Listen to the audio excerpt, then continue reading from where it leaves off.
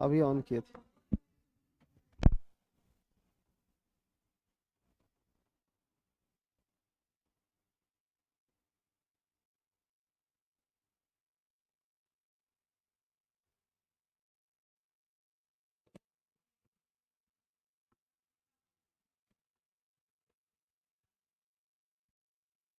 स्थिति ऐसा बना हुआ है।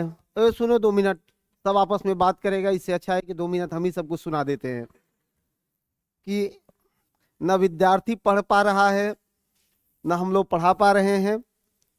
और ये मामला केवल सिविल का नहीं है, डिस्टर्ब तो आप भी है ना।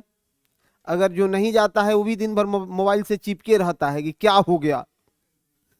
छोटा छोटा यूट्यूबर को देख रहे हैं कि 20-20 हजार लोग उस पर लाइव है, छोटा छोटा यूट्यूबर मोबाइल घुमा रहा है।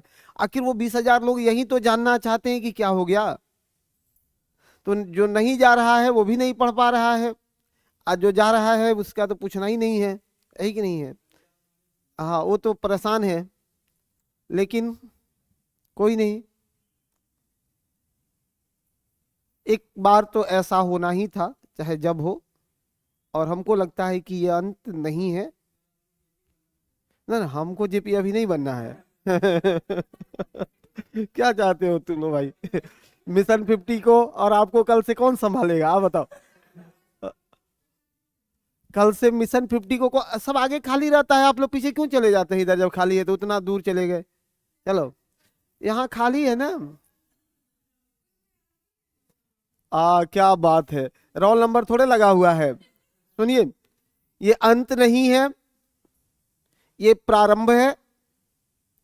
और सैल्यूट है उन विद्यार्थियों का कि 3 बार पुलिस से पिटाई करी, दमन करने का प्रयास किया, लेकिन फिर सैकड़ों के संख्या में जाके गर्दनी बाग बैठ गए हैं। रतिये में जाके बैठ गए, हाँ हाँ, कुछ 100 जाकर के बैठ गए वहां पर। कहेंगे हम कहाँ जाने वाले हैं भैया, हम तो यहीं रहेंगे। तो मतलब थोड़ा सा भी अगर कहीं से कहा जाता है ना कि धुआं निकल रहा है, तो संभावना कुछ भी हो सकती है। हाँ, और ये प्रबल संभावना है कि आयोग को झुकना पड़ेगा, सरकार को भी झुकना पड़ेगा। जो दृश्य हम लोग देखे, हाँ, पूरा निंदनीय है भाई। लेकिन दिक्कत है कि भगत सिंह पैदा हो लेकिन मेरा घर छोड़ के, भगत सिंह पैदा हो मेरा घर छोड़ के, कोई नहीं चाहता है कि मेरा बेटा भगत सिंह बने। तो उसके लिए बड़े स्तर पर तैयारी की जरूरत है, जो आप कह रहे हैं। अभी किसी दिन पिता बनिएगा, आपका बेटा कहेगा कि मैं जा रहा हूं अब इससे को सब ठीक करने, इस देश के सारी सिस्टम को दुरुस्त कर दूंगा। आप ही पर जाइएगा कि बेटा छोड़ दो, घर पे चल के खेती बाड़ी करके जीवन यापन जी लेंगे, लेकिन ये काम मत करो। कहिएगा कि नहीं? हाँ, अरे है, लेकिन लेकिन उससे भी किनारा नहीं किया जा सकता है कि जिन साथियों ने इसमें भाग लिया, ले रहे हैं, उस सैल्यूट के पात्र हैं। और वो केवल अपने लिए नहीं लड़ रहे हैं, वे आपके लिए भी लड़ रहे हैं, आपकी हक की बातें कर रहे हैं। और ये जो लड़ाई है वो केवल अब एक एग्जाम कैंसिल कराने की नहीं, धीरे धीरे एक वैचारिक लड़ाई बनते जा रही है। देख रहे हैं ना? मतलब अच्छी बात है कि कम से कम पूरे देश में इस बात का तो खबर गया कि पक्का क्वेश्चन आउट भी होता है, असेटिंग भी होता है। मैंने कल तक जो लोग कहते थे कि ना ये सब कुछ नहीं होता है, आज सब लोग इसको मानने को मजबूर हैं कि नहीं, कि पेपर लीक होता है, असेटिंग भी होता है। सब, अरे किसी से पूछिए कि पेपर लीक होता है तो कहेगा हाँ अब लगता है कि होता है। क्यों? तो साच को आज काहे का भैया? विद्यार्थी कह रहा है कि हम पैसों दे देंगे दोबारा से। आप एक काम करिए, एग्जाम करवा लीजिए दोबारा, हमसे पैसे ले लीजिए, 600 रुपया आपका दाम है ना फॉर्म का, तो दोबारा ले लीजिए 600, लेकिन करवा लीजिए। लेकिन वो कह रहा है कि नहीं करवाएंगे। हाँ, जो भी है ठीक है, जो भी है, लेकिन ठीक नहीं है। जो भी है ठीक नहीं है। जितना घोर निंदा किया जाए ये कम है। और यही कारण है कि मैं भी अभी यूट्यूब वगैरह क्लास को भी सस्पेंड किया हूं। आपका भी क्लास 2-3 दिन के बाद ही शुरू हुआ है ना? हाँ, बीच में बंद भी था, क्योंकि हम ही लोग का देखिए, मेंटली मेंटली फ्री नहीं हो पा रहे हैं पढ़ाने के लिए। अभी भी मन में भाव है कि क्या हो रहा है, क्या चल रहा है। देखते थे ना शाम में यूट्यूब पर इतने सैकड़ों बच्चे आते हैं, उनकी भावनाओं को देखते हैं कि कितना सीमित संसाधन में उसने सोचा है कि अधिकारी बन के अपने अभिभावक का नाम रोशन करेंगे। बहुत सीमित संसाधन में, बहुत कुछ नहीं है, लेकिन उनके साथ जब परेशानी हो रही है तो दिक्कत की बात है कि नहीं है। इसलिए नहीं लिया, 2-3 दिन आपको नहीं पढ़ा पाए, लेकिन कोई बात नहीं, धीरे धीरे पढ़ा जाए। TRE 4 सामने है, आपके पास भी अब खोने के लिए बहुत कुछ नहीं है, जितना है उतना आपने खो लिया है। अगर पालेंगे तो ठीक है, नहीं तो TRE 5 मुश्किल हो जाएगा। ठीक है, बहुत मुश्किल हो जाएगा। जनवरी में नोटिफिकेशन हो जाएगा। और अच्छा बात आप लोगों के लिए है कि आपकी लड़ाई सिविल वाले लड़ लिए, इसी बेस पर आपका एग्जाम भी उम्मीद किया जाएगा कि फेयर एग्जाम हो जाएगा। और इलेक्शन धीरे धीरे नज़दीक है, तो जब इलेक्शन नज़दीक है तो सरकार बहुत कुछ करने के लिए नहीं रहेंगे। ठीक है, कोई बात नहीं। हम लोग पढ़ रहे थे जलवायु को, बातें हो रही थी आपसे जलवायु पर, क्लाइमेट की बातें हो रही थी, यही पढ़ना था ना, जलवायु ही पढ़ रहे थे ना।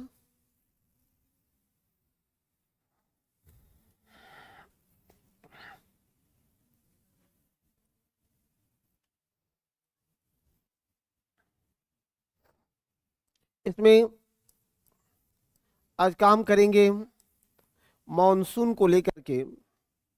मॉनसून एक अरबी शब्द है, कौन सा, मौसिम। इसी अरबी शब्द मौसिम से बना हुआ है। मॉनसून की प्रकृति कैसी है भारत में? भारत में मॉनसून की प्रकृति कैसी है? किस प्रकार के मॉनसून है भारत की, या भारतीय मॉनसून को कहते क्या है?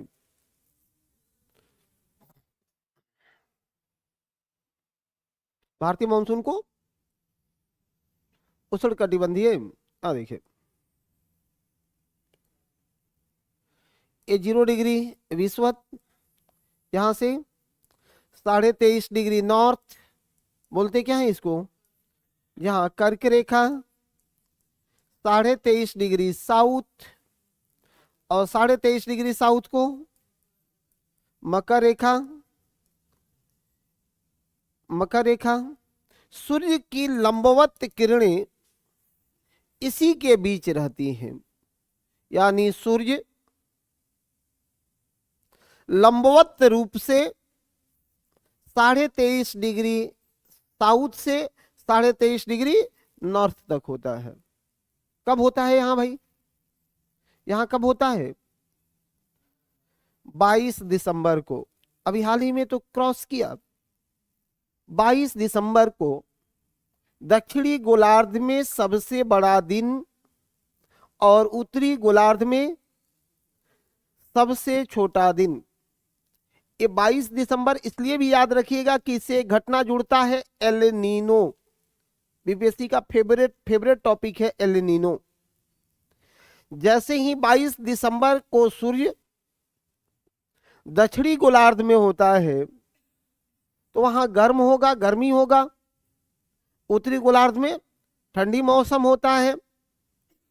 दक्षिण अफ्रीका में पेरू के तट पर जब सूर्य की लंबवत किरणें पड़ती है तो वो ठंडी जलधाराएं 8-10 वर्षों के अंतराल पर गर्म जलधारा के रूप में प्रवाहित होता है, और फिर उस एल नीनो का प्रभाव भारत में पड़ता है। तो जब पेरू में एल नीनो होगा तो भारत का मॉनसून डिले होने लगेगा। बात करेंगे इस पर भी, एक टॉपिक ये भी है। ठीक है, पहले इसको देखो। अब जैसे ही यहां से 22 दिसंबर से के बाद सूर्य इधर आना शुरू होगा तो पहुंचता कब है? 21 मार्च को विषुवत पर। कब? 21 मार्च को। फिर मार्च के बाद अप्रैल, मई, जून, 3 महीना। 21 जून को कहां? कर्क रेखा पर। जून के बाद जुलाई, अगस्त, सितंबर। सितंबर में कितना? सितंबर 23 सितंबर को पुनः इक्वेटर पर होगा और दिन रात बराबर होंगे। जैसे ही सूर्य इधर आना शुरू होता है तो उसी के साथ ITCZ का प्रभाव पड़ता है। ITCZ, ये शब्द याद रखिएगा, बीच बीच में बहुत बार आएगा। Inter tropical conversion zone, inter tropical conversion zone. बात करेंगे कि वहां कहां उसका यूज होगा। सुनो, अब जो इसके बीच का जो प्रकृति है मॉनसून की, तो इसे तो उष्ण कहा जाता है। इसके ऊपर ना उपोष्ण आता है, शीतोष्ण आता है, ये ट्रॉपिकल, और ट्रॉपिकल के ऊपर सब ट्रॉपिकल। थोड़ा सा और ध्यान से देख लेना है। लेकिन भारत की जो जलवायु है वो केवल उष्ण कटिबंधीय जलवायु नहीं कहते हैं उसको, उपोष्ण होने के बाद भी, यहां देख लो, उपोष्ण कटिबंधीय मॉनसूनी जलवायु कहा जाता है। उपोष्ण कटिबंधीय, उष्ण कटिबंधीय मॉनसूनी जलवायु कहा जाता है। मॉनसूनी शब्द जरूर ऐड करना है। उष्ण, उष्ण, उपोष्ण नहीं। अपने यहाँ के जलवायु क्या, उष्ण, उपोष्ण लिखिएगा। कटिबंधीय, उपोष्ण कटिबंधीय मॉनसूनी जलवायु, मॉनसूनी जलवायु। भारत का एक अधिकांश क्षेत्रफल, समझ लेना है बहुत अच्छे से, कि एक भारत का बड़ा सा क्षेत्रफल कर्क रेखा के उत्तर में होने के बाद भी हमारी जलवायु को उष्ण कटिबंधीय मॉनसूनी जलवायु क्यों कहा जाता है भैया? तो कहिएगा कि सर, भारत में जलवायु का निर्धारण केवल अक्षांश से नहीं होता है, बल्कि हमारे यहाँ के जलवायु का निर्धारण हिमालय के अवस्थिति का भी परिणाम है। हिमालय के अवस्थिति का भी परिणाम है, और हिमालय के अवस्थिति के कारण ही साइबेरिया से आने वाली ठंडी हवाओं को हिमालय रोक लेता है, जिससे कि उपोष्ण वाला प्रभाव हमारे यहाँ कम है और उष्ण वाला प्रभाव ज्यादा रहता है। इसलिए इसको बोला जाता है उष्ण कटिबंधीय मॉनसूनी जलवायु कहा जाता है। दिक्कत है नहीं? थोड़ा सा इसको लिखिए, लाइन में खूब बढ़िया पॉइंट बनाते चलिएगा। जितना क्वेश्चन पूछा जाता है ना, उसको हम पॉइंट में मेंशन करा देते हैं, उसको पॉइंट में मेंशन करा देते हैं।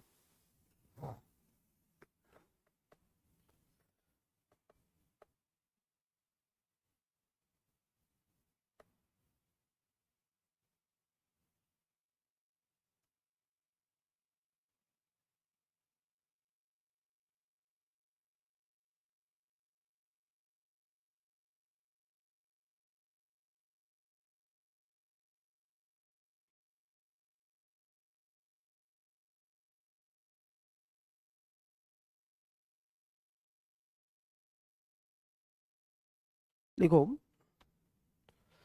भारत की जलवायु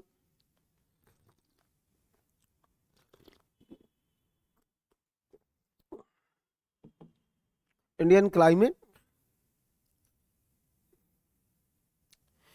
के उष्ण कटिबंधीय होने के कारण, ट्रॉपिकल होने के कारण, उष्ण कटिबंधीय होने के कारण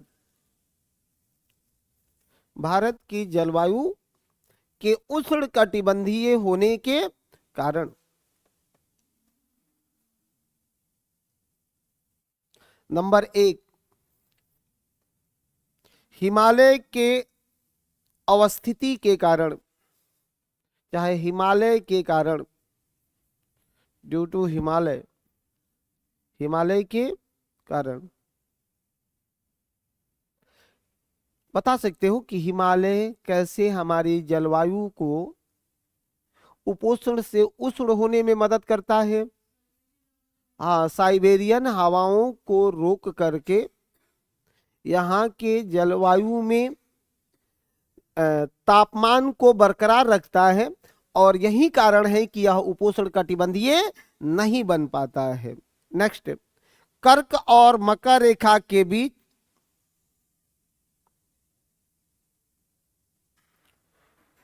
उष्ण कटिबंधीय जलवायु होता है।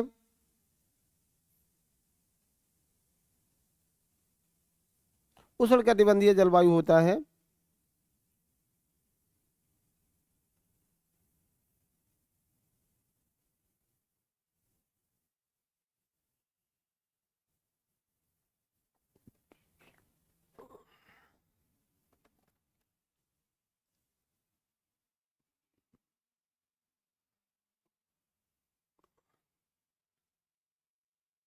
आगे लिखिएगा,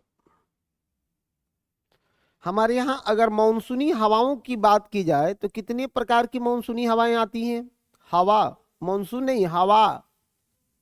हाँ, दो प्रकार के। कौन कौन? हाँ, हवा का मतलब अगर पूछेगा ना तो दो ही कहिएगा कि सर, जो उत्तर पूरब से बह के आए, उत्तरी पूर्वी आएगो, दक्षिण पश्चिम से बह के आएगा दक्षिणी पश्चिमी। ठीक है थे? तो मॉनसून के प्रकृति पर भी इसी से बात करेंगे।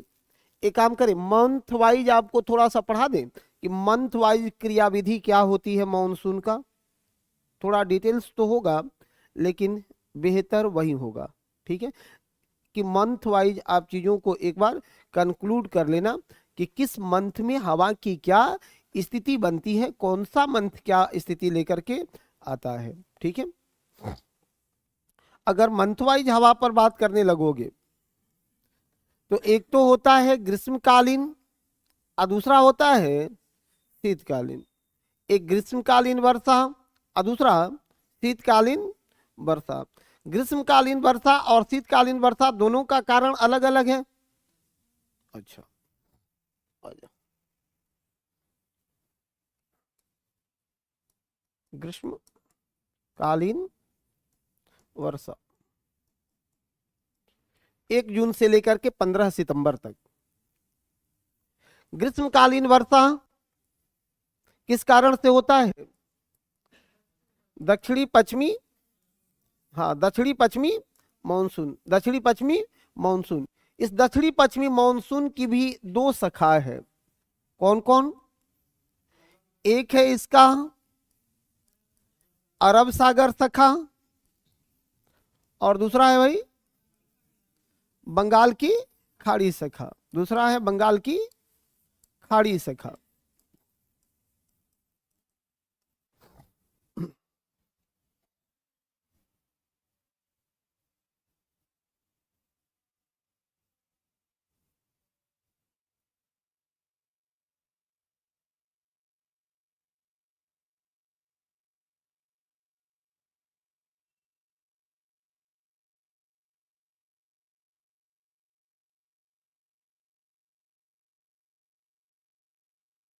ठीक है, आइए।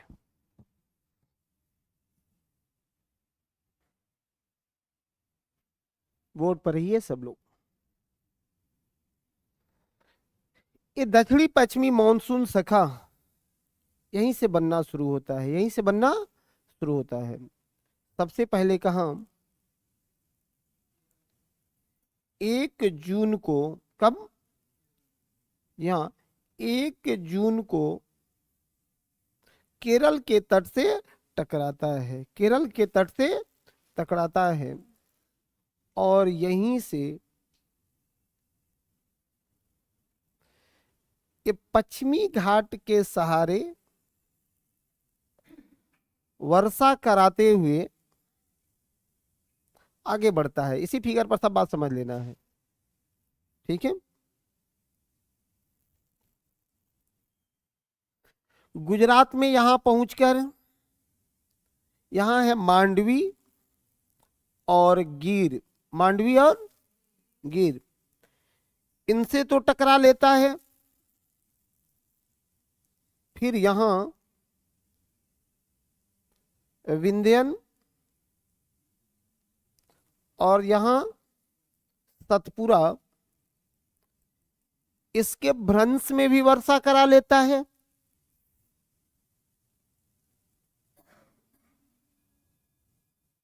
ये अरावली,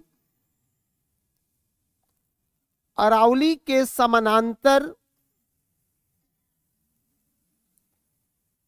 ये दोनों तरफ से निकल जाता है, अरावली के समानांतर दोनों तरफ से प्रवाहित हो जाता है। लेकिन इसी में एक जगह है माउंट आबू, कौन सा, इस माउंट आबू पर वर्षा करा लेता है। इसी पिक पॉइंट को पिक ही करना है जहां से क्वेश्चन बने। लास्ट में आकर के टकराता कहां है, यहां हिमाचल प्रदेश में एक शहर है, कौन, धर्मशाला। अरब सागर सखा सबसे ज्यादा वर्षा कराता है किस शहर में, धर्मशाला में, हिमाचल प्रदेश के धर्मशाला में। ठीक है, जस्ट आगे बढ़ोगे ना, इधर आपको मिलेगा लेह, जस्ट आगे मिलेगा लेह। तो देखिए लेह में सबसे कम वर्षा होता है, लेह में सबसे कम वर्षा होता है। इधर वाले क्षेत्रों में आ जाओ तो दिक्कत है, सबसे कम वर्षा लेह में ही है। कारण क्या है भाई, कि जस्ट इसके आगे धर्मशाला में सर्वाधिक वर्षा करा दिया और लेह में वर्षा कम हो गया। इसका कारण क्या,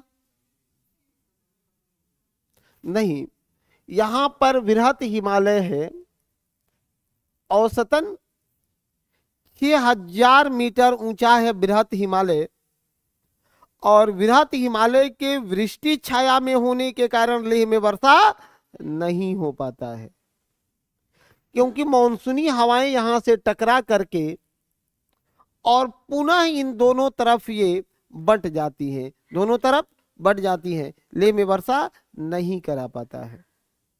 ठीक है, दिक्कत है, दिक्कत है इसमें नहीं है। यहां से थोड़ा और इसको कंटिन्यू कर लीजिए, थोड़ा सा और कंटिन्यू कर लीजिए। इसी की शाखा जो है इधर बंगाल के खाड़ी होते हुए आगे बढ़ेंगे, यहां से आगे बढ़ेंगे, ऐसे आगे बढ़ेंगे, लाएंगे आपको मेघालय में, लाएंगे मेघालय में। मेघालय में 3 पर्वत श्रेणियां, गारो, खासी और जयंतिया, गारो, खासी और जयंतिया। इसमें बीच का जो ये पर्वत है कौन सा, खासी, और खासी पर सबसे ज्यादा वर्षा करा लेते हैं, खासी पर हाँ सर्वाधिक वर्षा होता है। यहीं पर एक कौन सा शहर है, कौन सा जगह है, हाँ मासिनराम, मासिनराम। अब एक बात बताओ, यहां से वर्षा के सर्वाधिक वर्षा का कारण क्या है, हाँ इसका आकृति, कारण क्या है, आकृति। कैसा आकृति है, किपनुमा आकृति है, कैसा आकृति है, यहाँ किपनुमा आकृति है। आकृति कैसा है, किपनुमा आकृति है, और इस किपनुमा शेप के कारण ही यहाँ वर्षा सर्वाधिक हो पाता है। फिर यहाँ से जब ये निकलेंगे ना तो असम के खाड़ी में वर्षा नहीं करा पाते, असम में नहीं हो पाता है। एडियाबेटिक ताप ह्रास, आगे पढ़ाते हैं, यहां से आओ। अब ये बंगाल से मैदानी भागों में प्रवेश करते हैं और संपूर्ण मैदानी भागों में वर्षा कराने का काम करता है, संपूर्ण मैदानी भागों में वर्षा कराने का काम करता है। जैसे ही आप इस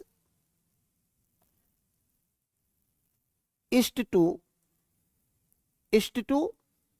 वेस्ट अगर चलोगे तो भाई ईस्ट टू वेस्ट चलने पर वर्षा की मात्रा बढ़ेगा कि कम होगा, कम होता जाएगा, और यह अंतिम रूप से दिल्ली तक वर्षा कराता है। कहां तक, दिल्ली तक वर्षा कराता है। पूछा गया प्रश्न है,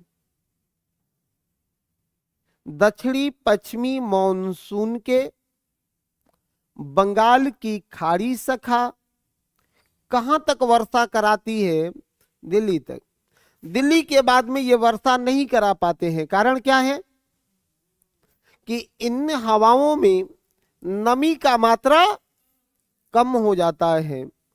हवाएं तो होती हैं लेकिन उसमें नमी नहीं होता है, मॉइस्चर नहीं होता है, तो ये वर्षा नहीं करा पाते हैं, वर्षा नहीं करा पाते हैं। ठीक है, दिक्कत है, इसको बना लीजिए, इसको बना लीजिए।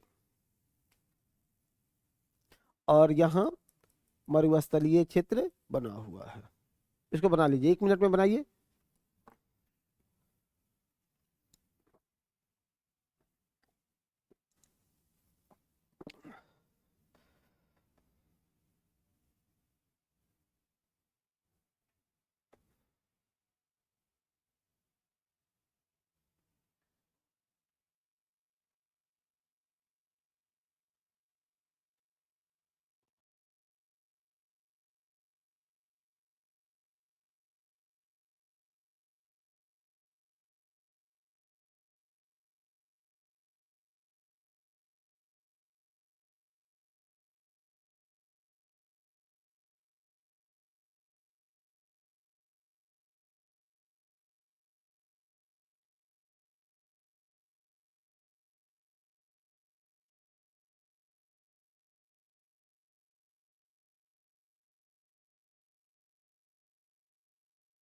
थोड़ा भाषा में लिखते जाएंगे, भाषा में भी लिख लीजिएगा। हाँ बनाइए बनाइए, परेशान नहीं होना है।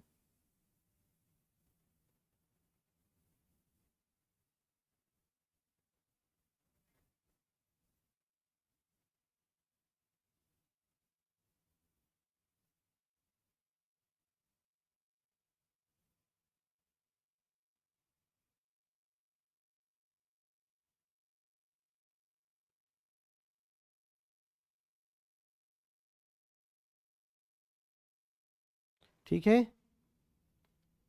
ठीक है सब लोगों का।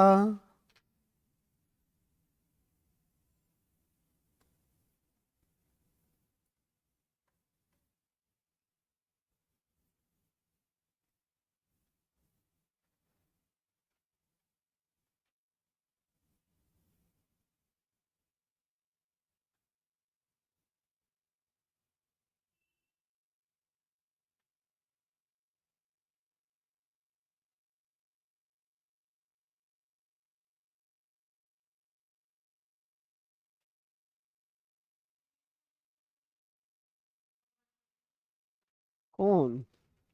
ये ईस्ट टू वेस्ट, जैसे यहाँ से बंगाल से इधर वेस्ट में आप चलिएगा, वर्षा कम होते होते आके यहाँ तो नील हो जाता है ना। ये पूरा बंगाल से लेकर के राजस्थान तक का एरिया है, जहाँ west to east to west चले वर्षा की मात्रा कम होते जाएगी।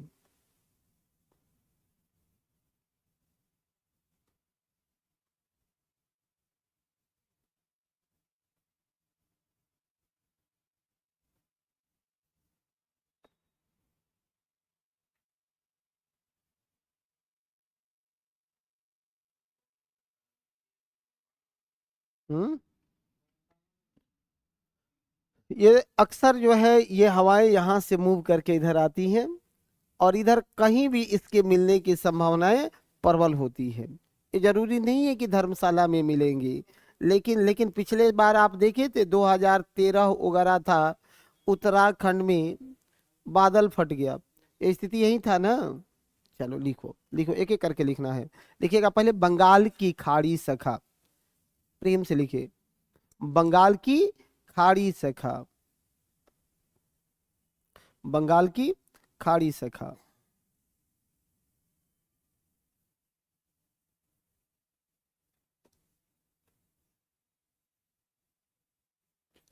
पॉइंट करते जाएंगे।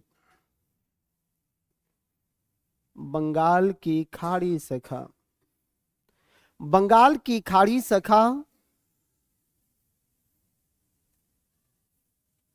बंगाल की खाड़ी सखा, पूर्वी घाट के समानांतर, पूर्वी घाट के समानांतर, पैरेलल। बंगाल की खाड़ी शाखा पूर्वी घाट के समानांतर, पैरेलल,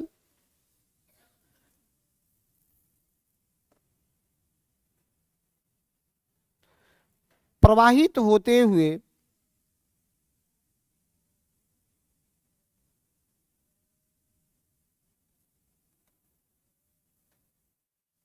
प्रवाहित होते हुए मेघालय में, मेघालय में गारो, खासी और जयंतियां, गारो, खासी और जयंतियां पहाड़ों से टकराते हैं। गारो, खासी और जयंतियां पहाड़ों से टकराते हैं।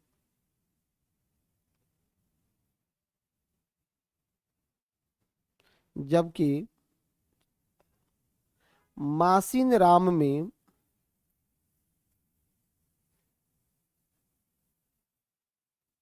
मासिन राम में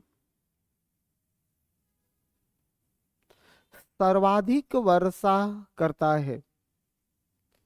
मासिन राम में सर्वाधिक वर्षा करता है।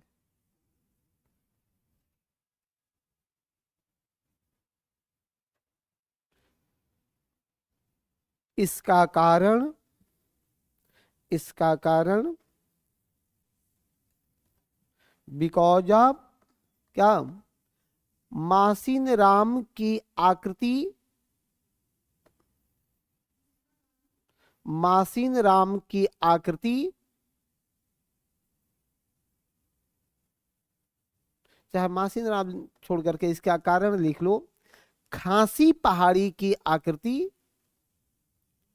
मासिन राम छोड़ दीजिए, खासी पहाड़ी की आकृति का किपनुमा होना है, का किपनुमा होना है।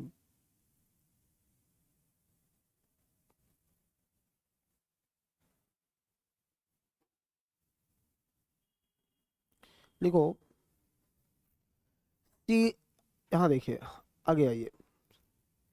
शिलोंग पठार से टकराने के बाद आगे कहां जाएगा, उसके घर दिखाते चलना है ना। शिलोंग पठार से टकराने के बाद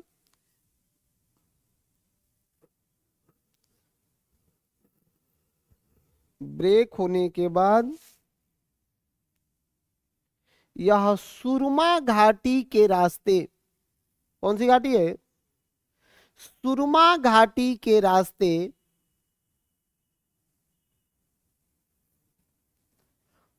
असम में प्रवेश करती है।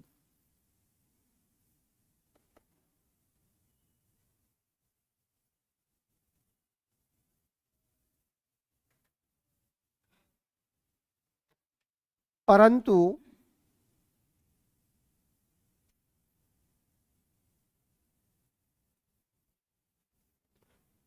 थोड़ा ज्यादा गहराई तक पढ़ा रहे हैं, दिक्कत नहीं ना है, दिक्कत नहीं ना है, मतलब कुछ भी छोड़ छोड़ नहीं रहे हैं, सब कुछ पढ़ा दे रहे हैं। सुनो, हाँ क्वेश्चन भी गहराई से पूछ रहा है, नहीं तो फिर छोटा छोटा बात पढ़ के क्या करोगे। चलो, क्या है, सुरमा घाटी में के रहा सहारे असम में प्रवेश करती है। लिखिएगा, ब्रह्मपुत्र घाटी, ब्रह्मपुत्र, ब्रह्मपुत्र नदी वाला, ब्रह्मपुत्र घाटी वैली, ब्रह्मपुत्र घाटी तीन ओर से पहाड़ों से घिरा है। ब्रह्मपुत्र घाटी तीन ओर से पहाड़ों से घिरा है।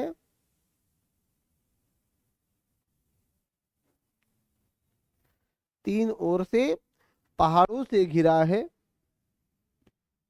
अर्थात, अर्थात हवा को निकलने का रास्ता नहीं है, हवाओं को निकलने का रास्ता नहीं है।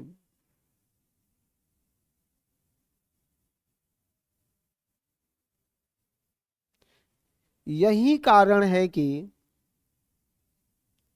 यही कारण है कि वहां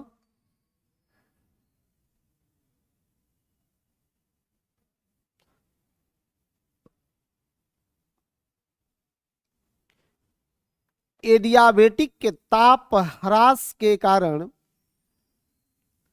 एडियाबेटिक ताप ह्रास के कारण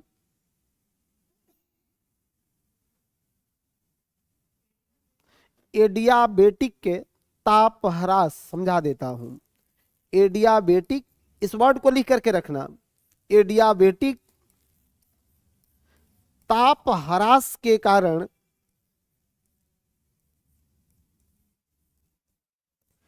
तापमान कम होता है, तापमान कम होता है जबकि आर्द्रता बढ़ जाती है।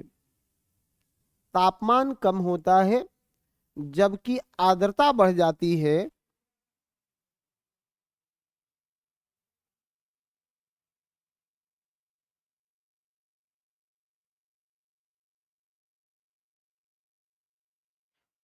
और वायु, चाहे इतना ही रहने दो, इतना ही रहने दो, उसमें और ज्यादा हो जाएगा, ठीक है। तापमान कम होता है और आर्द्रता बढ़ जाती है। एक पॉइंट और लिखिए, शिलोंग पठार से टकराने के बाद, नेक्स्ट पॉइंट, शिलोंग पठार से टकराने के बाद, शिलोंग पठार से टकराने के बाद बंगाल की खाड़ी शाखा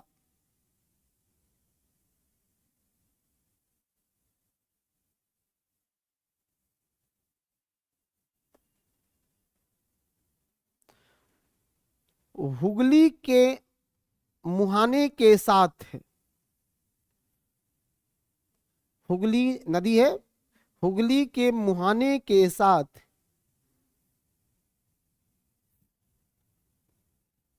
मैदानी भागों में प्रवेश करती है, मैदानी भागों में प्रवेश करती है तथा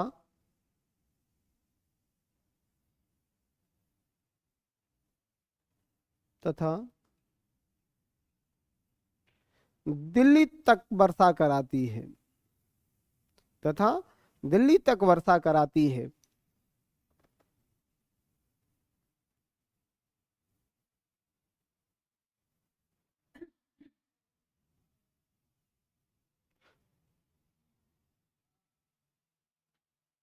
दिल्ली के बाद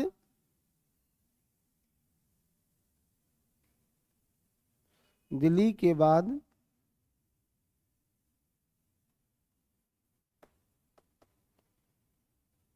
इन हवाओं में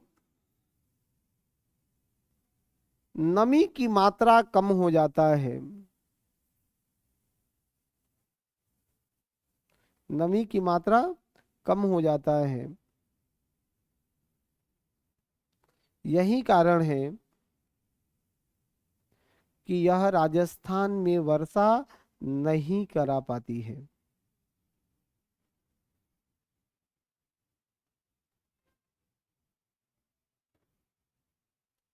ठीक है, चलो एक बार और समझा दे, आगे ठीक है सब लोगों का, थोड़ा और समझा दें। अच्छा सुनो, केवल अभी हम इस शाखा पर हैं, केवल बंगाल के खाड़ी शाखा पर हैं।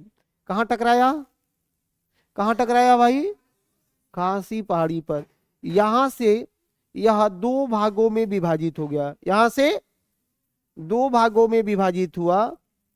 इसका जो एक भाग है, यह एक भाग हुगली के माध्यम से मैदानी भाग में प्रवेश किया, जबकि दूसरा भाग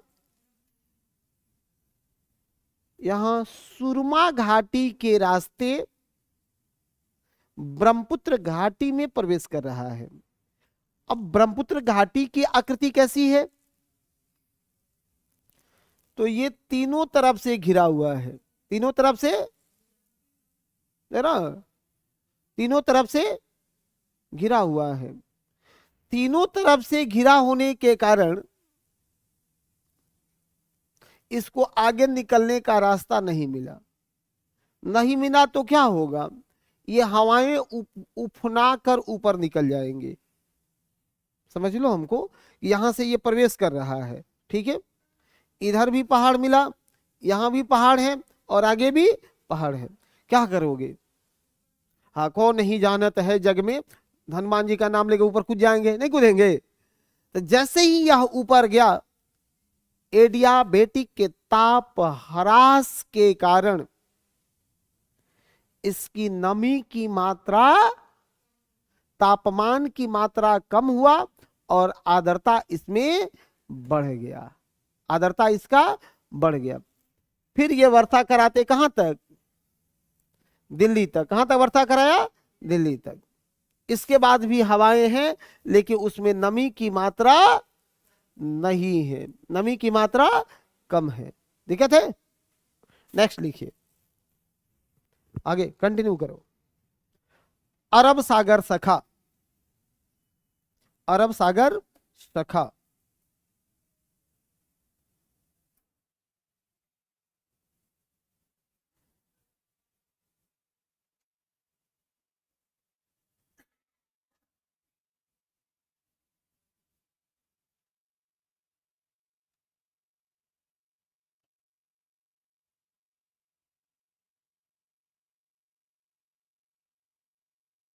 अरब सागर सखा। देखो, 1 जून को यह केरल के तट से टकराता है,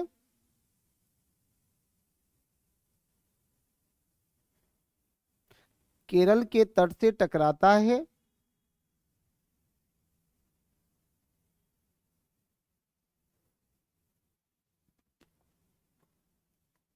और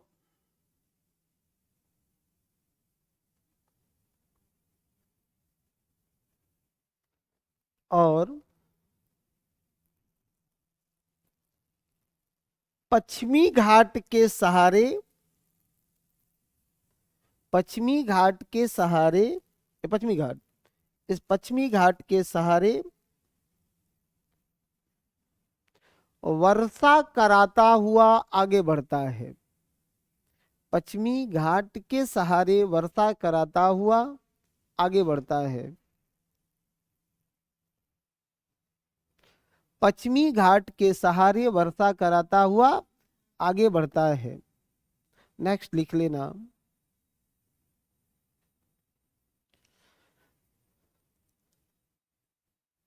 इसके बाद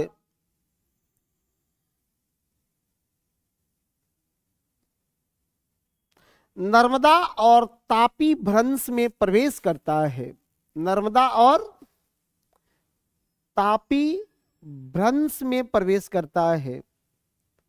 नर्मदा और तापी भ्रंश में प्रवेश करता है। नर्मदा और तापी भ्रंश में प्रवेश करता है तथा वर्षा कराता है, तथा वर्षा कराता है।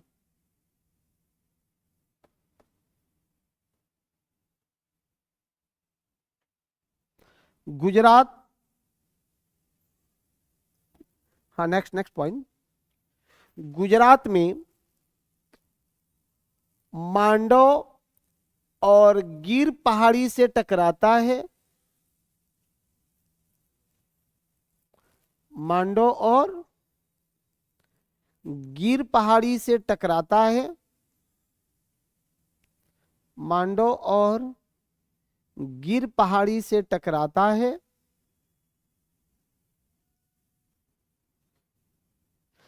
तथा इन क्षेत्रों में वर्षा कराता है। इन क्षेत्रों में वर्षा कराता है। यही कारण है कि,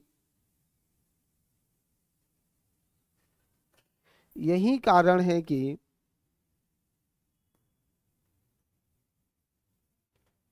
गुजरात के अधिकांश क्षेत्रों में सूखा है।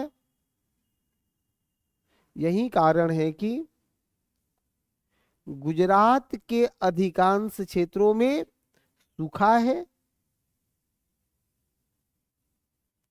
जबकि जबकि गिर और मांडव के क्षेत्रों में हरे भरे जंगल हैं। गिर और मांडव के क्षेत्रों में हरे भरे जंगल हैं।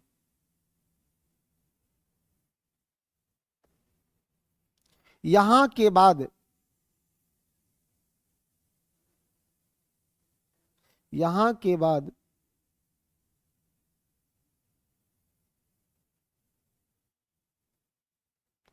अरावली श्रेणी के अरावली श्रेणी के अरावली श्रेणी के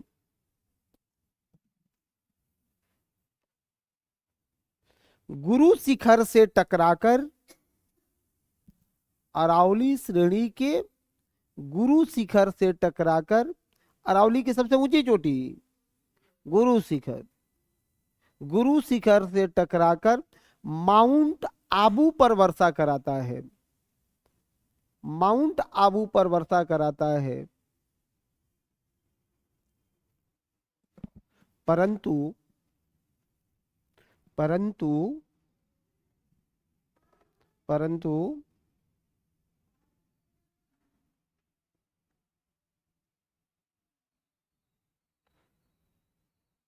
यह संपूर्ण अरावली पर वर्षा नहीं करा पाता है, क्योंकि क्योंकि क्योंकि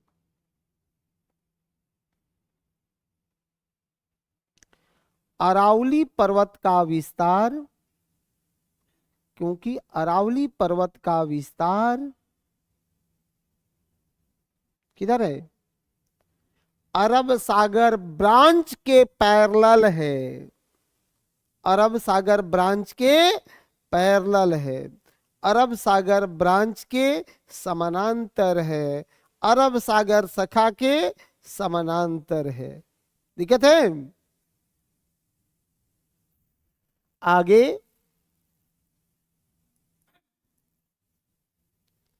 हिमालयी क्षेत्रों में भी लिख लीजिए, आगे हिमालयी क्षेत्रों में भी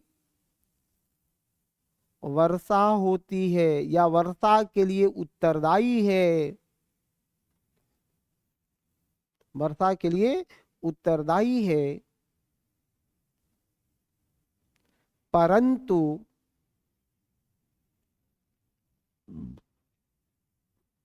परंतु लेह में वर्षा नहीं करा पाता है। कहां? लेह में वर्षा नहीं करा पाता है।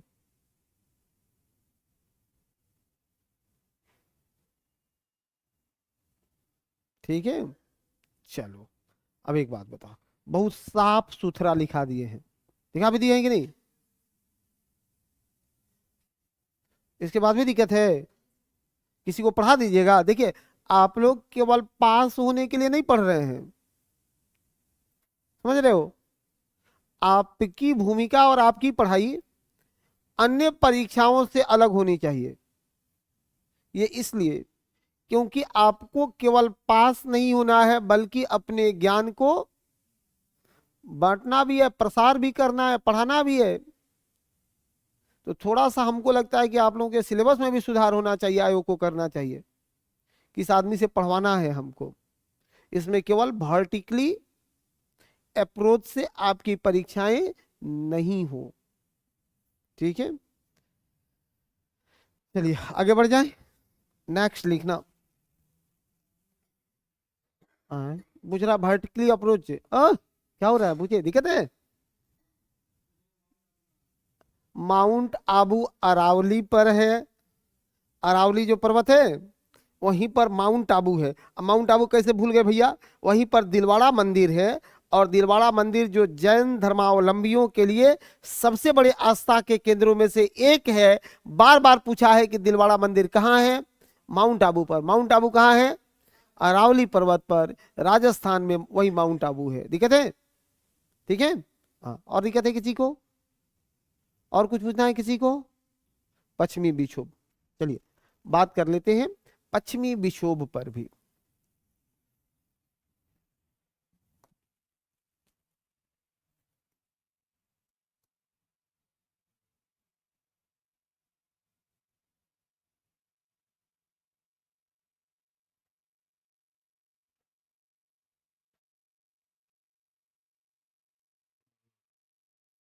चलिए बस इतना ही पर बात कर लेते हैं पश्चिमी विक्षोभ पर। यहां देखो, यहां भूमध्य सागर है, यहां मेडिटेरियन सी, भूमध्य सागर। भूमध्य सागर से ये हवाएं पश्चिमी जेट के माध्यम से, पश्चिमी जेट के माध्यम से, जेट स्ट्रीम समझते हैं? नहीं समझते हैं जी? देखो जेट स्ट्रीम, थोड़ा सा एक सेकंड में बात कर लेंगे जेट स्ट्रीम पर। द्वितीय विश्व युद्ध चल रहा था, द्वितीय विश्व युद्ध चल रहा था। द्वितीय विश्व युद्ध के समय में जापान के सैनिकों के द्वारा, सॉरी, रूस के सैनिकों के द्वारा जापान पर लगातार बमबारी किया जाता था। देखो रूस और जापान दोनों का ज्योग्राफिकल लोकेशन देख लेना। अब ये रशियन सैनिक जापान पर बम गिराने के लिए जब चलते थे ना, तो एक समय उन लोगों ने देखा कि भाई प्लेन का स्पीड मेंटेन है, जो जेट विमान है उसका स्पीड मेंटेन है, अब फ्यूल का खपत कम हो गया। कुछ कारण होगा ना।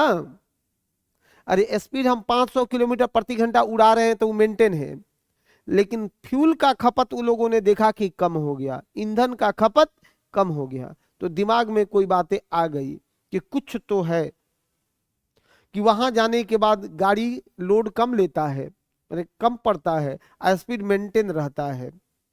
खोज शुरू हुआ। फिर रॉबसी ने, क्या नाम है, रॉबसी ने जेट स्ट्रीम की खोज किया था। रॉबसी ने जेट स्ट्रीम का खोज किया था। जेट स्ट्रीम ये है क्या? तो सर क्षोभ मंडल के ऊपरी हिस्से में 400 से 600 किलोमीटर प्रति घंटा प्रवाहित होने वाली एक पवन है, जो श्रृंग और गर्त का निर्माण करते हुए आगे बढ़ता है। श्रृंग और गर्त का निर्माण करते हुए आगे बढ़ता है। बहुत लंबा होता है, 3200 किलोमीटर होता है। ठीक है। यही जेट स्ट्रीम के माध्यम से इस वायु को यहां तक लाया जाता है। हिमालय से टकराने के बाद कुछ ऐसे आगे बढ़ जाएगा पैरेलली, और यहां से कुछ नीचे की ओर आ जाएंगे। ठीक है, सुनो, इसके लिए कारण क्या है भाई? तो कहिएगा कि सर पश्चिमी विक्षोभ से, पश्चिमी विक्षोभ से हिमालयी राज्यों में, पश्चिमी विक्षोभ से हिमालयी राज्यों में स्नोफॉल होता है, यानी बर्फबारी होता है, जबकि मैदानी राज्यों में क्या स्थिति बनता है? मैदानी राज्यों में जलबुंद के रूप में प्राप्त होता है। मैदानी राज्यों में जलबुंद के रूप में प्राप्त होता है, यानी वर्षण कराता है, वर्षा कराता है। इस वर्षा को अमावट कहा जाता है। इसी वर्षा को अमावट कहा जाता है। इसी वर्षा को अमावट कहते हैं। यह जो अमावट है, यह अमावट रबी फसल के लिए अमृत माना जाता है। इसको रबी फसल के लिए क्या कहते हैं? अमृत माना जाता है। रबी फसल के लिए अमृत माना जाता है। अभी दिल्ली में भी वर्षा हुआ, पश्चिमी विक्षोभ का परिणाम था। ठीक है, यही है पश्चिमी विक्षोभ। लिखना हो तो एक लाइन में लिखे, नहीं तो फिगर तो बना ही दिए, फटाफट लिखिए। हाँ बनाइए बनाइए, बहुत अच्छी बात है। इतना मेहनत करेंगे तो फिर कौन आपको असफल करा सकता है? दुनिया की वो कोई ताकत नहीं है जो आपको अपने अधिकारों से वंचित करा सके। हाँ, थोड़ा मेहनत करना पड़ता है भाई, लेकिन अच्छी बात है कि आप तो मेहनत करने के लिए आतुर रहते हैं, तैयार रहते हैं।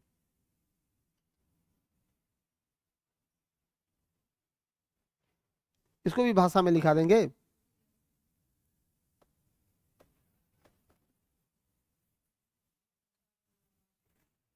हाँ, पंजाब, हरियाणा, दिल्ली, छत्तीसगढ़ नहीं ले जाइएगा इसको, छत्तीसगढ़ तो नीचे है ना। पंजाब, हरियाणा, चंडीगढ़, दिल्ली, वहां इस पश्चिमी विक्षोभ से वर्षा नहीं होता है ना। ना, कैसे होगा? ये मुश्किल से अपने यहाँ तक हो जाता है, बिहार तक। यहाँ के बाद इसकी भी नमी खत्म हो जाती है। ठीक है,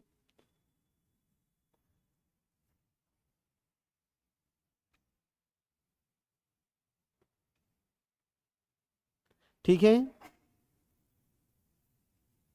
ऑनलाइन वाले लिख रहे हैं आप लोग। मॉनसून थोड़ा कठिन चैप्टर में गिना जाता है। हम्म, लेकिन इतना तोड़ दिए कि ये आसान हो जाएगा। हाँ, नहीं टूटता तो फिर मुश्किल करता।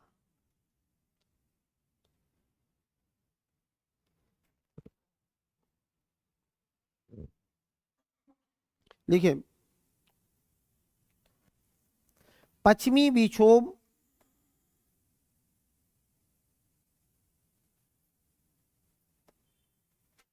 जो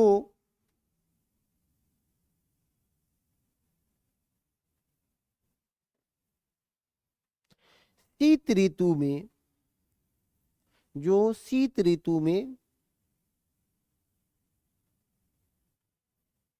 यूरोप में, जो शीत ऋतु में यूरोप में भूमध्य रेखा के भूमध्य रेखा कर रहे हैं, भूमध्य सागर के ऊपर, मेडिटेरियन सी पर, भूमध्य सागर के ऊपर मेडिटेरियन सी पर शीतोष्ण चक्रवात के रूप में प्रकट होता है। देखो, शीतोष्ण चक्रवात के रूप में प्रकट होता है। कौन सा साइक्लोन? शीतोष्ण चक्रवात के रूप में प्रकट होता है। शीतोष्ण चक्रवात के रूप में प्रकट होता है तथा जेट धारा के सहारे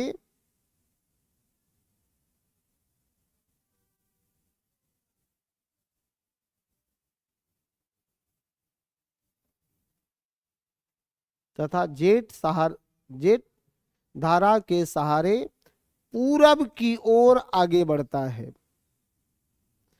पूरब की ओर आगे बढ़ता है। पूरब की ओर आगे बढ़ता है। लिखो, भूमध्य सागर, भूमध्य सागर, काला सागर, भूमध्य सागर, काला सागर और कैस्पियन सागर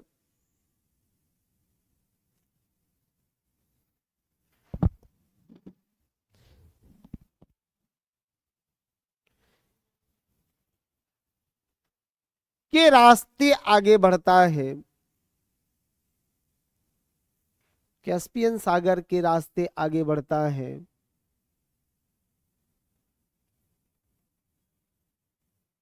और वहां से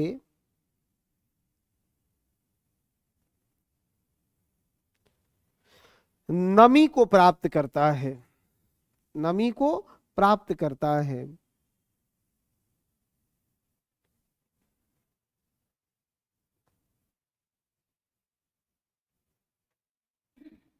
जब यह भारत में प्रवेश करता है,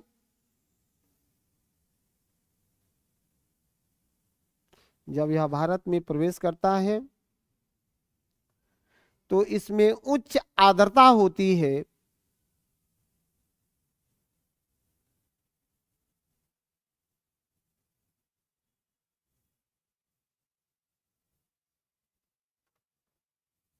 और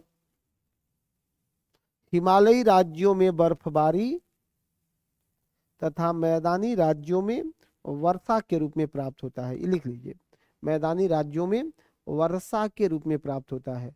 मैदानी बर्फबारी तथा मैदानी राज्यों में वर्षा के रूप में प्राप्त होता है। जी हाँ, जैसे उसी में देखिएगा जम्मू कश्मीर, लद्दाख, हिमाचल प्रदेश, उत्तराखंड, सब में बर्फ है कि नहीं है? तो अब ये ना बर्फ होगा, हाँ खूब गिर रहा है, धुआंधार गिर रहा होगा। अभी जाएंगे तो वहीं पर क्या बोलते हैं उसको, नहीं ना, वो क्या बोलते हैं, वो फ्लो स्केटिंग। अभी तो स्केटिंग सब कर रहे हैं वहीं पर जा करके, है कि नहीं है? हाँ, नौकरी वोकरी लगने के बाद स्केटिंग करने जाइएगा। हाँ, तब उसके बाद स्केटिंग करने जाइएगा, अच्छा लगता है क्या? हाँ, लेकिन हमको लगता है देखने से ही ज्यादा अच्छा लगता है। नहीं है? हाँ, हर चीज का जीवन में करके ही अनुभव लेने का प्रयास मत करिए। हाँ, मैदानी भागों में वर्षा प्राप्त होता है, जैसे पंजाब, हरियाणा, दिल्ली, पश्चिमी उत्तर प्रदेश। एक नाम और लिखिएगा, मैदानी भागों में इसे अमावट कहा जाता है। नाम क्या है इसका? अमावट कहा जाता है। जी हाँ, मैदानी भागों में इसे किस नाम से जानते हैं? अमावट के नाम से जानते हैं। जो रबी फसल के लिए अमृत है, जो रबी फसल के लिए अमृत है।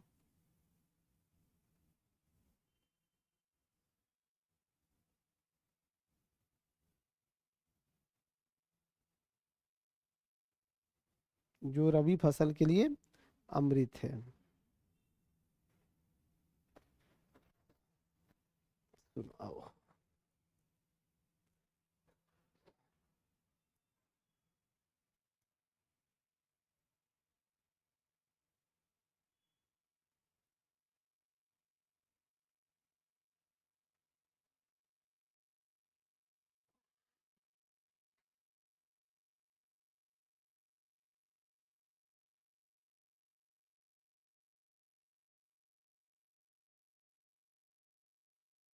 यहाँ देखिए, तीसरा प्रकार होता है इसका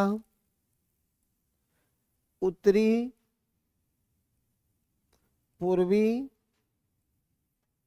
मॉनसून। उत्तरी पूर्वी मॉनसून यह म्यांमार के तरफ से बह के आता है।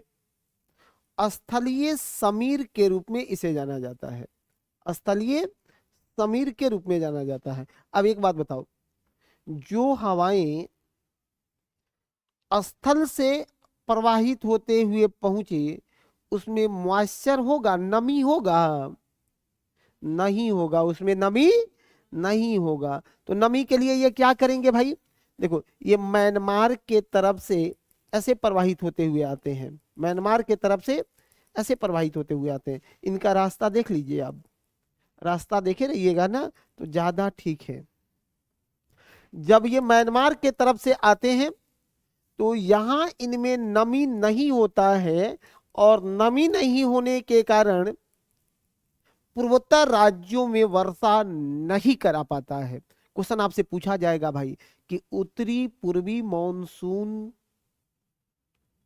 से पूर्वोत्तर राज्यों में वर्षा नहीं होने का मूल कारण क्या है? पहला पूछेगा कि यह इसके समानांतर है। दूसरा पूछेगा नमी का अभाव है। तीसरा पूछेगा कि इसका मार्ग अलग है। चौथा नंबर ऑप्शन, एक से अधिक इनमें से कोई नहीं। खूबसूरत क्वेश्चन। हाँ, नमी का अभाव है। क्या सोच रहे हैं आप लोग भी? 21 तोपों की सलामी सबको। क्या? हाँ, सच में अच्छा बताया आप लोगों ने, इसीलिए। लेकिन परीक्षा में बताइए तब तो,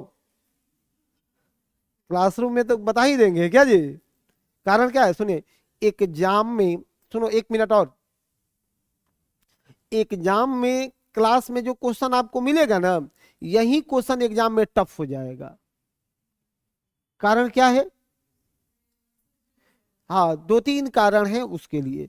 एक तो टाइम मैनेजमेंट, और दूसरा क्या है कि एग्जाम का एक्स्ट्रा एक दबाव होता है जो हर व्यक्ति पर पड़ता ही पड़ता है।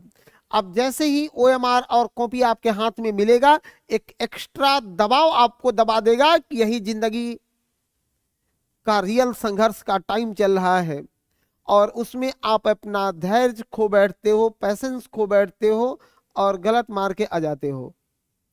इसलिए दबाव को कंट्रोल करना है कि आप दबाव में नहीं आए। यहां पूछेंगे फटाफट बता दीजिएगा और एग्जाम में गलत कर देते हैं। तो इसका कारण भी तो हमने बताया कि इसका कारण क्या है? दबाव। हर क्वेश्चन पर आपको अपना कैरियर नजर आता है, हर क्वेश्चन पर वादे और कस्में झलकने लगते हैं कि तुम नहीं बनेगा तो मेरे वादों का क्या होगा।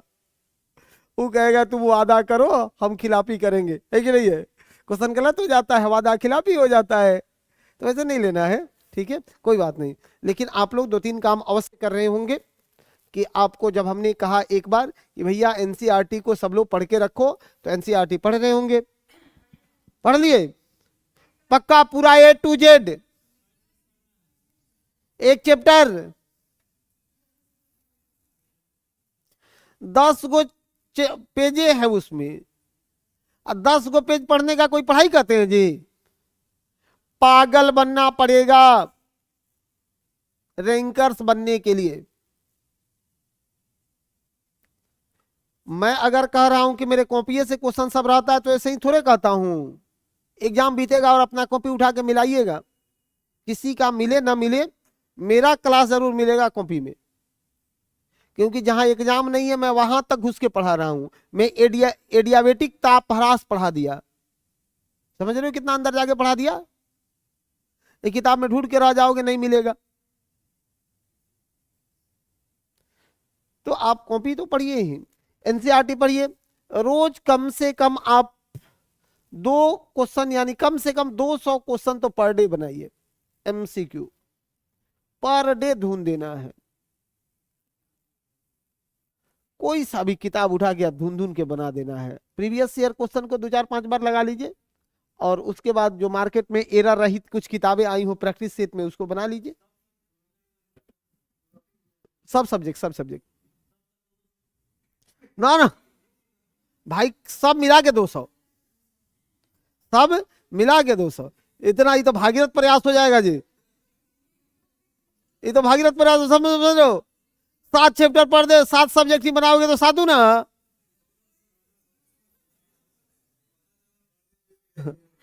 अब हर दिन में 1400 बनेगा जी?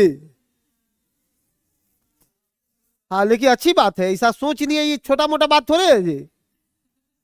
इस सोच को सैल्यूट है कि आपने सोचा तो सही कि सब सब्जेक्ट का 200 बना दे। इसी को हौसला कहते हैं, इसी को हौसला कहते हैं।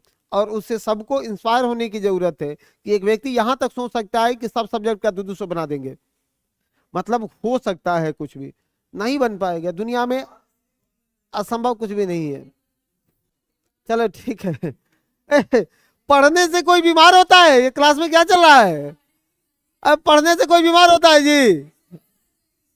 नहीं बीमार होंगे मैडम, पढ़ने से कोई बीमार नहीं होता है।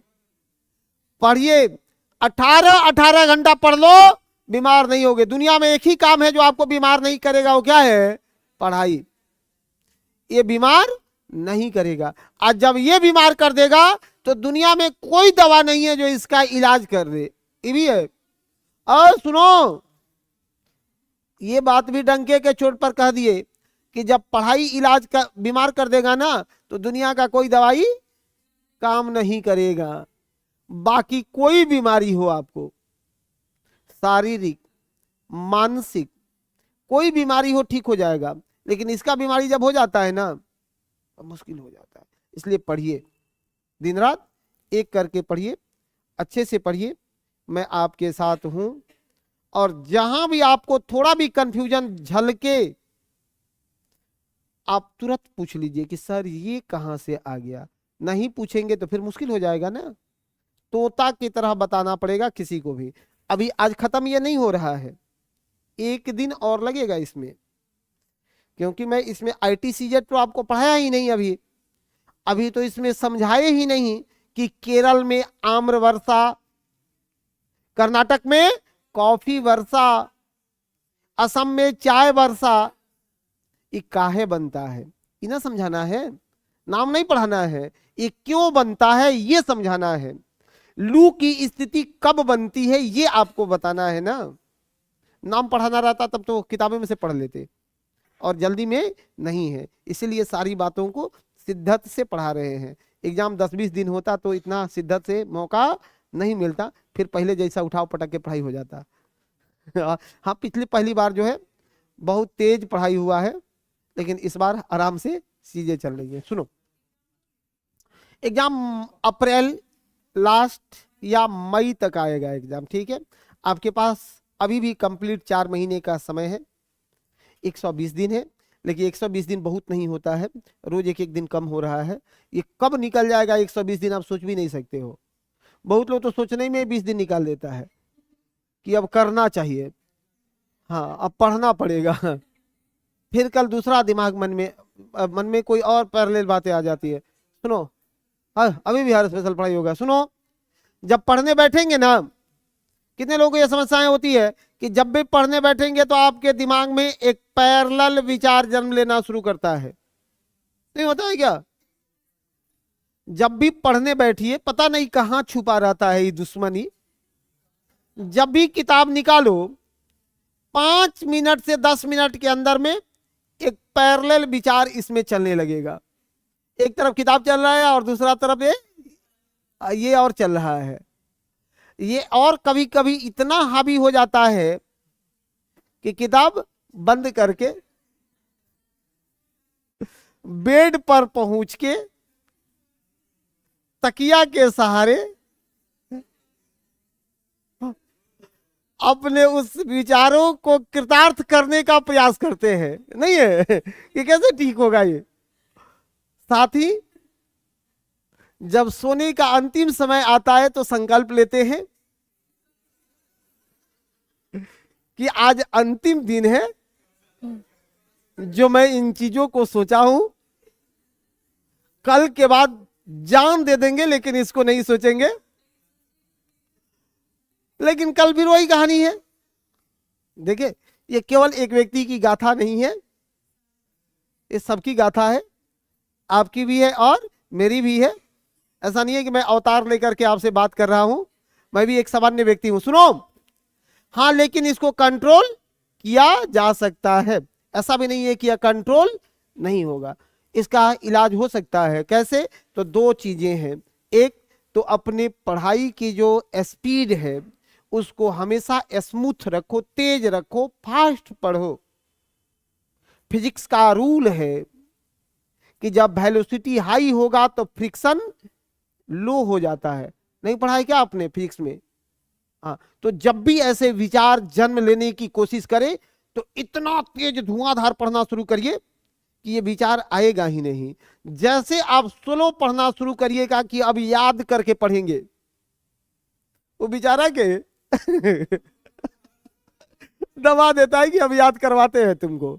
दूसरा कि जो आज पढ़ रहे हैं उसको रिकॉल करिए। अभी हमने पढ़ाया आपको ना, उसको रिकॉल करो। रिकॉल समझते हो ना? क्या? कॉपी बंद करके आप बुलाना है उसको आजा आजा निंदिया वाला नहीं उसको बुलाना है कि तुम क्या पढ़े हो अभी आओ, ठीक है। हाँ, अगर नहीं आ रहा हो ठीक ठीक से तो फिर पढ़ने का कोशिश करिए, नहीं आ रहा हो तो फिर पढ़िए, उसको स्किप करके नहीं निकलना है। अगर ये तरीका आप अपना करके रखे तो आपका काम हो जाएगा। इतना से भी नहीं मानते हो तो सप्ताह में एक दिन अपने धार्मिक स्थलों का भ्रमण करिए, जिस धर्म से भी हो वहां पहुंचिए, ईश्वर से कहिए कि नौकरी मत दीजिए, हमको एकाग्र रखिए, नौकरी मिल जाएगी, ठीक है। चलो, उत्तरी पूर्वी मानसून 2 सेकंड की और कहानी है, इस पर बात कर लेते हैं। देखो ये कहाँ थे भाई, ये स्थलीय मार्गों से बह के आती है, इसमें नमी नहीं होता है, लेकिन जैसे ही यह बंगाल की खाड़ी के ऊपर से प्रवाहित होने लगे अपने साथ नमी ग्रहण कर लेता है और यहां तमिलनाडु के कोरोमंडल तट पर शीतकालीन वर्षा कराता है। कौन सा? हाँ जी हाँ, शीतकालीन वर्षा कराता है। और इस शीतकालीन वर्षा का परिणाम है कि यह मूंगफली की खेती के लिए अमृत माना जाता है। मूंगफली की खेती के लिए अमृत माना जाता है। कोई दिक्कत किसी को? सब लोग ठीक है? चलिए, पूछना हो कुछ तो पूछ लीजिए, आज यहीं पर ड्रॉप करते हैं, कल यहां से कंटिन्यू करेंगे।